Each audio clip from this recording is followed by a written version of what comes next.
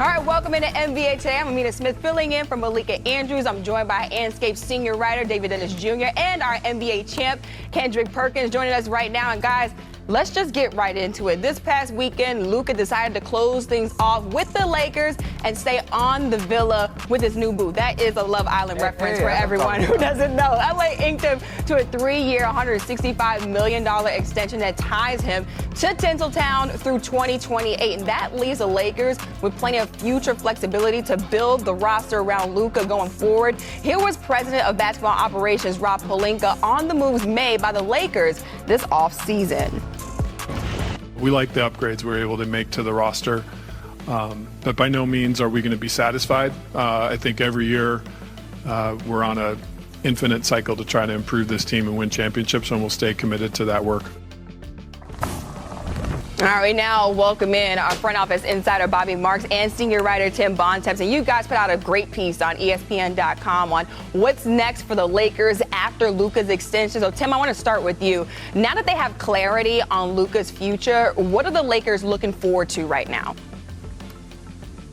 Well, as Rob Pelinka just said in that clip there, I mean, the goal for the Lakers every year is to try to win a title. And last year, they obviously lost in the first round in 5 games to the Minnesota Timberwolves, who went on to lose in 5 games in the Western Conference Finals to the Oklahoma City Thunder, who went on to win the title. So to get to be a championship team, the Lakers have a lot of work to do. Now, if you want to look at how are you going to build around Luka Doncic, go look at what Dallas did, right? You had a bunch of big two-way wings, some rim-running centers with him. That is a formula that's led to a lot of wins for Luka Doncic in the past. However, every team in the league is looking for two-way big wings that can shoot. So getting them with limited draft picks going forward and salary cap space going forward is going to be a problem. We obviously have the LeBron James question that's hanging over the Lakers. We'll see what happens with him over the next year. He can obviously be an unrestricted free agent next summer. And another fascinating unrestricted free agent next summer is Austin Reaves, who's on a below-market contract right now that the Lakers cannot extend him on. People I talked to around the league for this story thought he'd be making $30 million or more next year. That's a huge raise from where he's at now. And if you pay Austin Reaves that kind of number, you're signing him up to be the Jalen Brunson or the Kyrie Irving alongside Luka Doncic going forward, which is a big question the Lakers are going to have to answer. Is he the right guy to pair with Luka Doncic going forward? So a lot of questions for this roster, one that obviously has some work to do to get where they want to go. And Rob Pelinka has his hands full trying to get this Lakers roster to a championship caliber level in a Western Conference led by the Thunder and the Rockets and all these other contenders up and down the lineup. Yeah, we'll keep an eye on the Reeves situation also. But what everyone wants to know is what's next for LeBron James. Perk, I see you right there. Would you got something for me? I do, because yes, Luka signed the extension, right, and he's going to be there for a while, but he also expressed that he wants to win a championship with the Lakers organization, and the key word that he put in there is that he wants to win now. So I'm going to talk about the now. And when you talk about this Laker team, their biggest issue last year and why they had a first-round exit is, one, guys were playing out of position. So you had a LeBron James playing in the center. They addressed that issue with a young DeAndre Ayton, who showed us when he's competing and playing for something under the right leadership, he could help be a center that go to the NBA Finals. He done it with the Suns.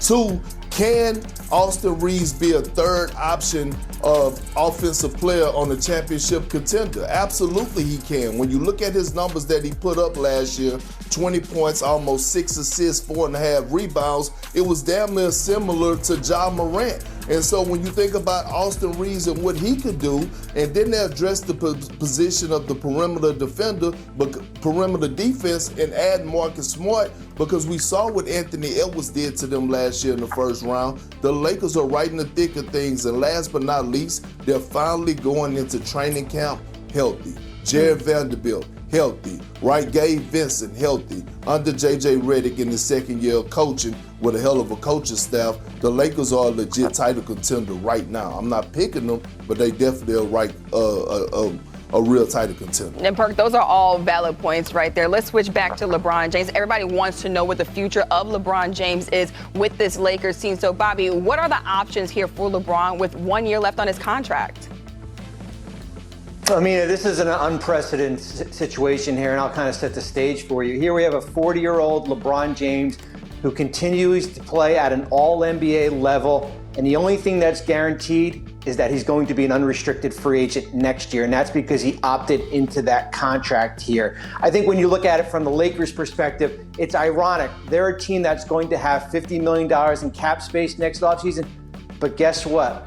The two best free agents out there are LeBron James and certainly Austin Reaves here. So it's certainly going to be a situation that we continue to monitor as this situation goes throughout the year. I think the big question for me is what happens if this Lakers team struggles during the course of this year, and if they fall out of the top 6 of the Western Conference. Would they ever entertain moving off LeBron James? It does become complicated, certainly from a trade shooter standpoint, but I think we know for one thing, when LeBron James does become a free agent next offseason, there's going to be a line of teams out there willing to sign him if he wants to continue playing basketball. Yeah, a lot of different X factors with this Lakers team. But David, I want to ask you, what chances do you give the Lakers, as they're constructed right now, to win a championship with Luka?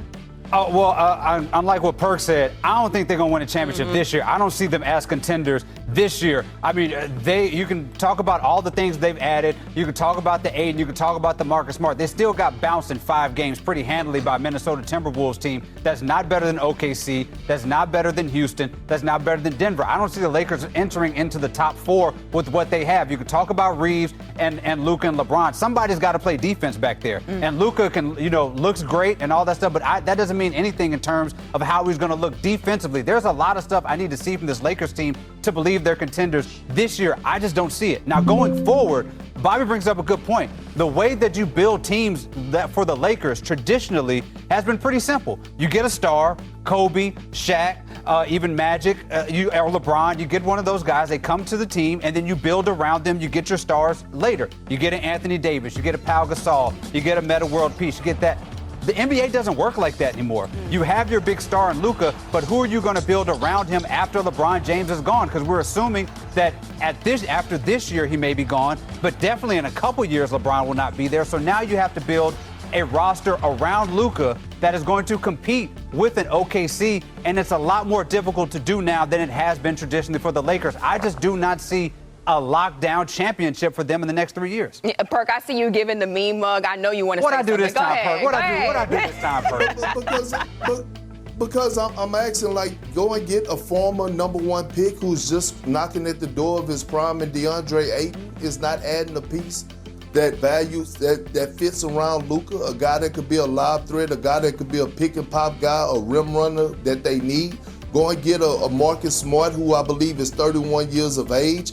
Adding him to the roster, a defensive guy that Luka actually made phone calls to because he wanted him on the roster and know what Marcus Smart brings to the table, is not building and going in the direction of adding pieces. That is adding pieces. That they did an exceptional job, especially at the number that they got those 2 guys in. Yeah, like I feel like we can go on and on about this, but Bontemps, I want to get you in here as well before we wrap things up. What are your thoughts on the Lakers in that championship window? I mean, the championship window probably starts after this season, and with the runway that the Lakers have been given by Luka Doncic with him signing this 3-year extension to give them the opportunity to be patient and build this team out around him. But as Bobby laid out, the challenges in doing that are that it is not going to be as simple as, let's have a bunch of cap space next summer, let's sign the best players available and build a super team. That's not really an option. Guys are extending now, and as Bobby said, the 2 best free agents next summer might be LeBron James and Austin Reaves. And for a team that's only got a couple of first-round picks to trade and has a lot of holes to fill, we will see if they're going to be good enough. And one thing about this year's team, one thing to watch, there's 7 or 8 guys that are playing for contracts on this team, including Austin Reaves, including LeBron James, including Marcus Smart, including DeAndre Ayton. That is going to be an interesting dynamic for J.J. Redick to monitor in his second year with the Lakers and to see how he can balance all that out. It's going to be a fascinating season as always in L.A., and we'll see how it shakes out. Yeah, I'm not going to lie, y'all. I got to see it to believe it. I'm with you, David. I really don't think that it's a championship year. I think it's maybe like a year or 2 away. But, I mean, they have the right pieces right now. Sorry, Perk. I see you right there. All right, let's get to some action with today's WNBA Big 3. The best